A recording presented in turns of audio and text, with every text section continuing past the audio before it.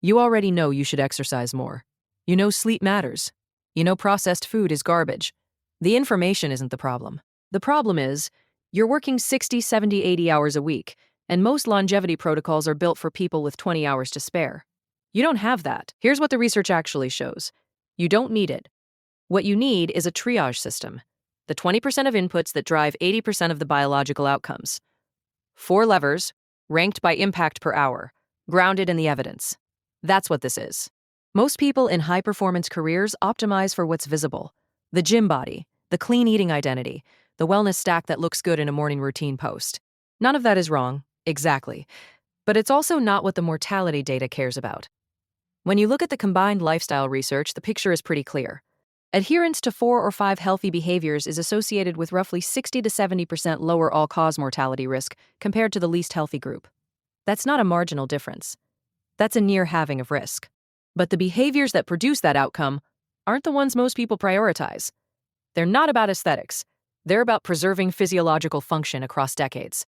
This is the Medicine 3.0 shift. The old model, Medicine 2.0, was reactive. You feel sick, you see a doctor, you fix the acute problem. The new frame is different.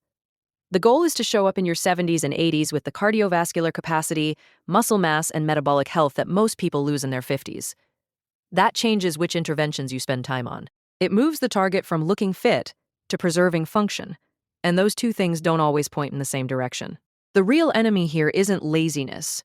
Busy professionals who care about their health are often doing a lot. They're just doing the wrong things in the wrong order. 2-hour gym sessions focused on hypertrophy, while ApoB has never been measured. Early morning workouts that cut sleep to 6 fragmented hours. Expensive supplement stacks sitting on top of a baseline that's never been tested. That's misallocated effort. And it's more common than people want to admit. What we're building here is a different framework. We're not looking for the most comprehensive protocol. We're looking for the interventions with the highest signal-to-noise ratio. The ones where the dose-response data is strongest, the barrier to entry is lowest, and the time cost is defensible even in a brutal week. 4 of them. Let's go through each. 1. Lever 1 is cardiorespiratory fitness, and this one isn't optional. VO2 max, your maximal aerobic capacity, is the single strongest physiological predictor of longevity we have. Not blood pressure, not cholesterol, not BMI. VO2 max. The difference between the bottom and top quintiles of aerobic fitness is associated with mortality risk reductions larger than almost any drug intervention we've studied. So the question isn't whether this matters, it's what the minimum effective dose actually looks like. For sedentary or low-fit adults, the threshold for meaningful VO2 max improvement with moderate continuous cardio, what most people call Zone 2, sits around 120 to 150 minutes per week. Below 75 minutes, the data from controlled trials generally doesn't show statistically significant improvement in VO2 peak. At 150 minutes, it does. That's the floor for this modality. But if you can't reliably hit 150 minutes, and plenty of people in demanding careers can't, low-volume, high-intensity interval training changes the equation. Multiple meta-analyses show that brief HIIT protocols, often under 15 minutes of hard work per session, produce VO2 max gains comparable to or larger than much higher volumes of moderate cardio. And here's the piece that matters for people who can only train on weekends. When intensity and total volume are matched, condensing sessions into 2 days produces similar adaptations to spreading them across 4. Your biology doesn't care much about how the dose is distributed. As long as the dose is there, lever 2 is protein, and the framing matters here. This isn't about bodybuilding or diet culture. Lean mass is a structural input for long-term function. It's what keeps you metabolically healthy, physically capable, and resilient against the muscle loss that accelerates after 40. The RDA of 0.8 grams per kilogram of body weight per day was set to prevent deficiency, not to preserve muscle. For low-activity adults, especially those in caloric restriction, which happens almost by default when people are too busy to eat properly, the evidence consistently points to 1.2 to 1.6 grams per kilogram per day as the range that meaningfully protects lean mass. In one controlled trial, adults on a caloric deficit who consumed roughly 1.0 grams per kilogram lost significantly less lean body mass than those at 0.8. And higher intakes in more aggressive deficits have shown lean mass preservation even alongside fat loss. The distribution also matters, spreading that intake across 3 to 4 meals, with roughly 0.3 to 0.4 grams per kilogram per meal, appears to drive better muscle protein synthesis than loading it into 1 or 2 sittings. Lever 3 is eating window, And the honest version of the evidence is more nuanced than the popular version. The core finding from 16 to 8 time-restricted eating is that it reliably improves weight, fasting insulin, and body composition in most populations.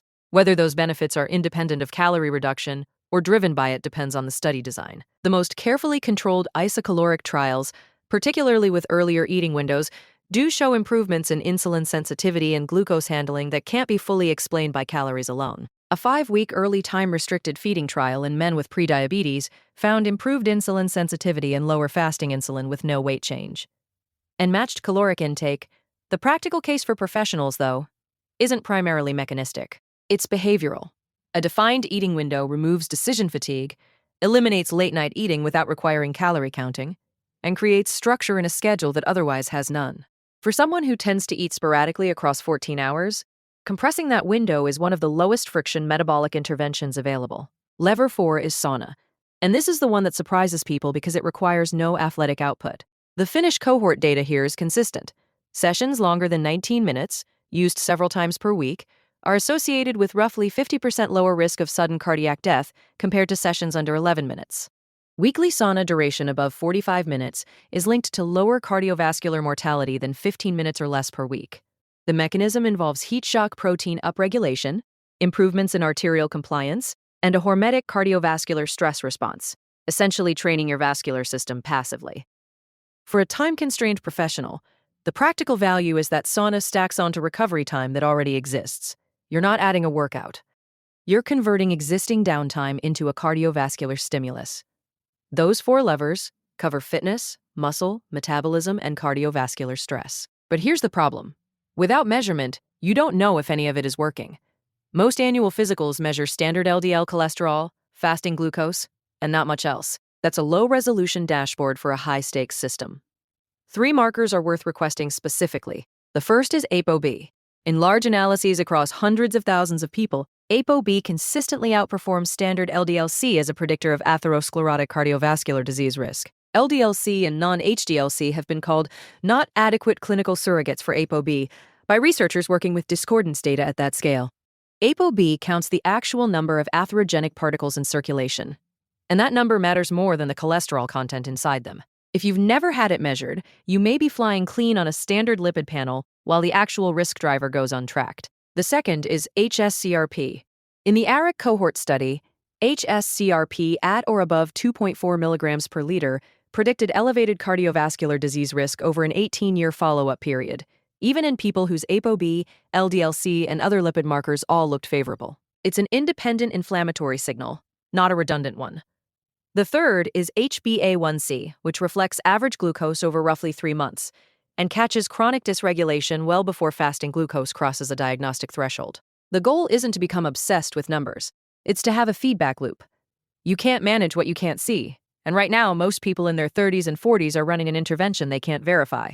These 3 markers are inexpensive, widely available through direct-to-consumer panels, and together they give you a readable baseline. Request them at your next physical or order them directly. That's the dashboard check.